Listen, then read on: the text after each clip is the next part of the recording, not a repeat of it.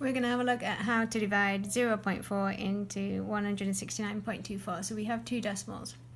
Now I want to use the bus stop method for this, but when I use the bus stop method, my value here, which is supposed to be this value, needs to be an integer. So I'm going to go ahead and I'm going to multiply this by 10 to make this an integer. So instead of dividing by 0.4, I'm going to divide by 4.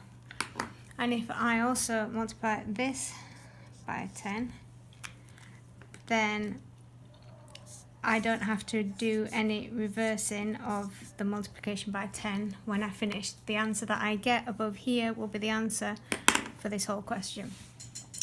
So when we start with the bus stop method, we take the first number underneath what we call the bus stop, and I take this number and I try and divide it into this number. So 1 divided by 4 is 0. You cannot divide 4 into 1, so it's 0. So I take the 1 and I place it above the next number.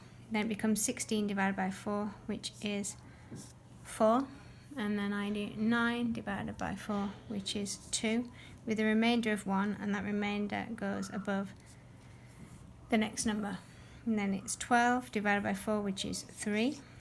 Now we're at the decimal point, so I put that in, and then I do the 4 divided by the 4, which is 1. So when I show this, 169.24 divided by 0.4 is equal to 423.1, and as you've noticed, the answer is actually bigger than we started in the question, and that's because when you divide by a number less than 1, the actual answer is bigger because there are more 0.4s to each one than when you divide it into this. So the answer actually gets bigger.